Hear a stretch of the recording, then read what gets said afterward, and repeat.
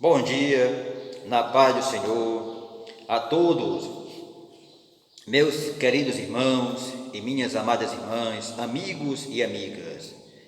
Que Deus, nesta manhã, lhe abençoe com novas de alegria.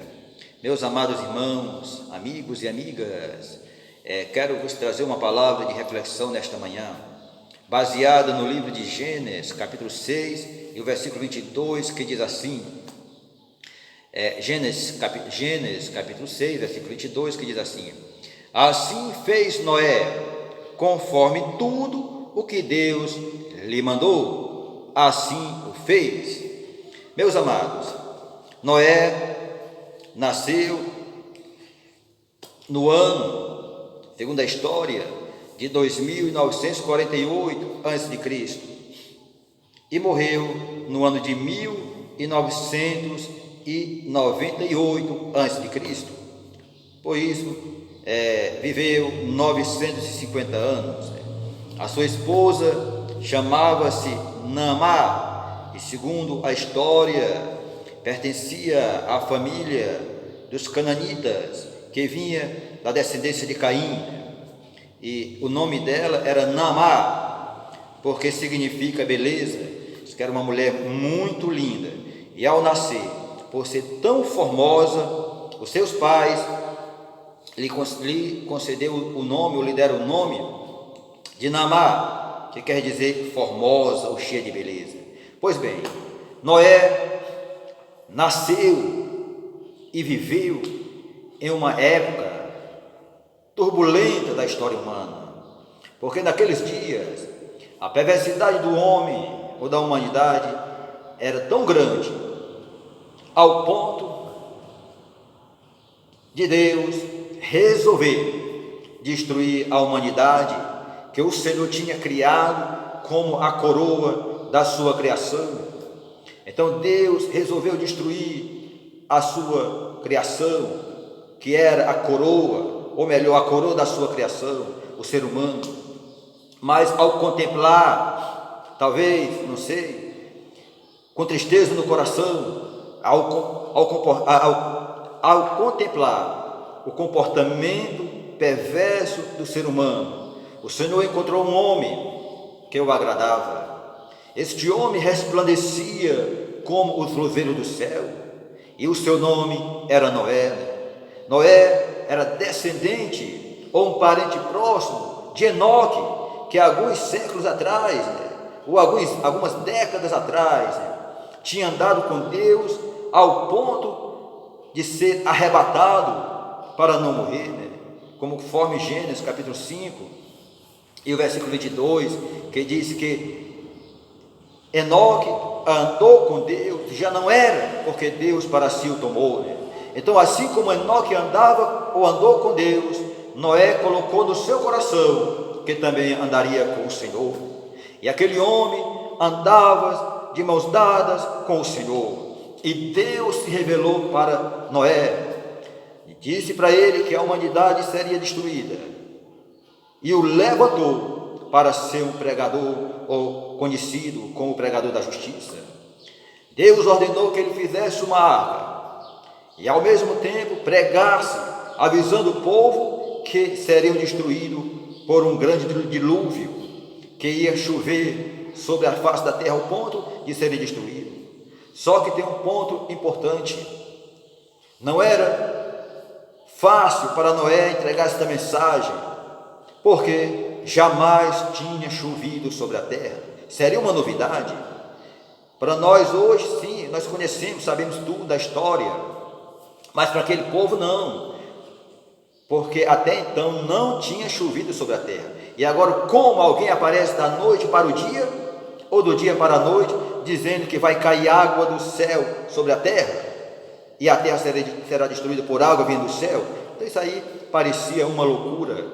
No entanto, era a palavra de Deus, e Noé começou a obra ao mesmo tempo que construía a arca. Ele pregava a palavra de Deus, até que encerrou o seu ministério quando concluiu a arca. E diz o texto que ele, ao terminar, Deus ordenou que ele entrasse com toda a sua família.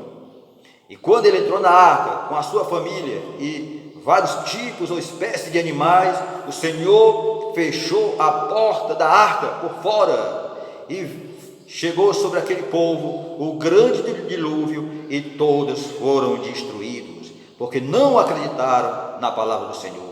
Foram destruídos por água.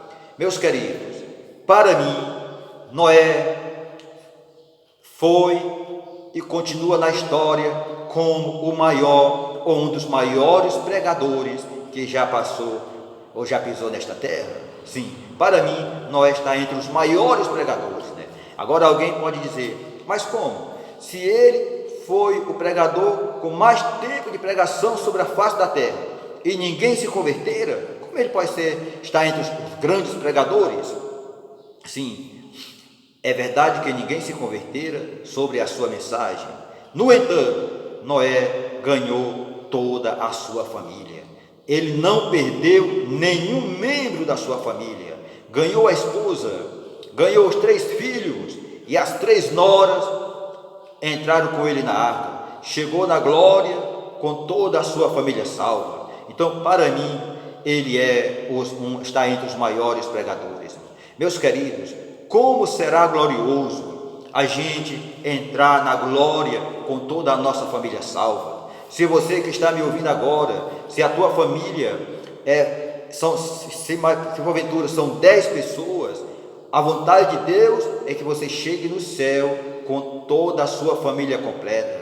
Agora eu fico imaginando que tragédia não será a gente chegar na glória com a nossa família completa. Então, meus queridos, lute pela salvação da sua família, porque está escrito: crê no Senhor Jesus e serás salvo tu e a tua casa. E agora, meus amados, para concluir, eu quero vos dizer que os dias que estamos vivendo são idênticos aos dias do mundo antigo.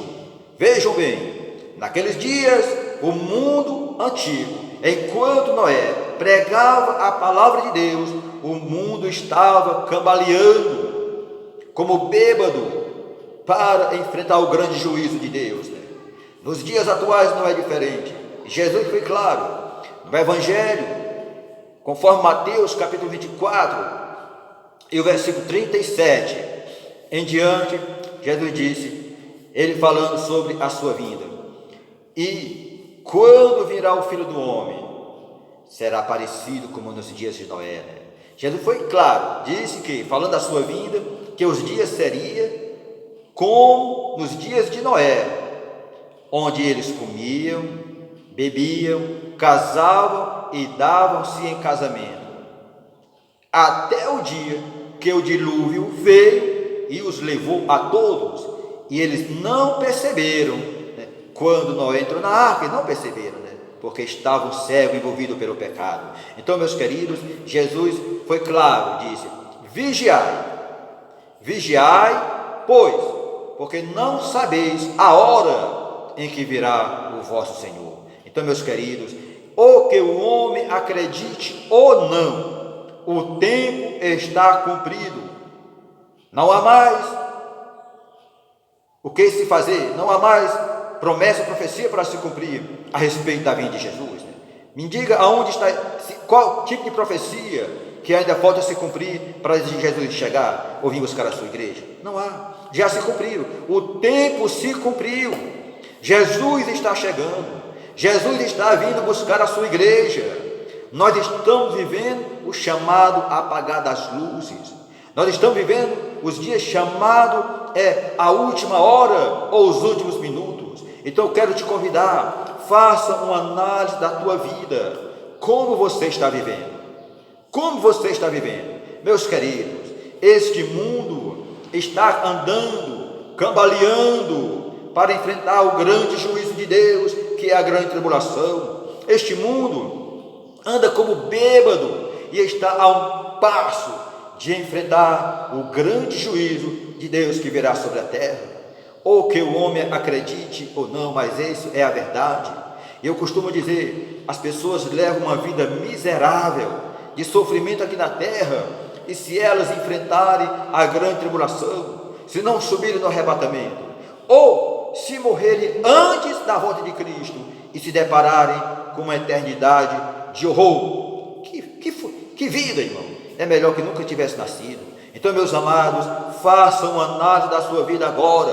Como você está diante de Deus, você sabe, e se arrependa e se volte para Deus, ok? Então, meus queridos, que Deus nos abençoe, tenham um bom dia na paz do Senhor, em nome de Jesus, amém? Que Deus seja com todos.